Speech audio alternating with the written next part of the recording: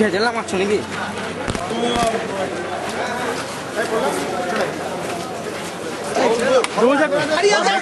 কি বলবেন কার্তিকদা? পুলিশকে বারে বারে লেবাস পাচ্ছে সামনেটা থেকে লোকের জন্য আপনার উপর একটা অ্যালিগেশন তোলো লোক তোলো কার্তিকদা এর জন্য আপনার উপর অ্যালিগেশন কি বলবেন?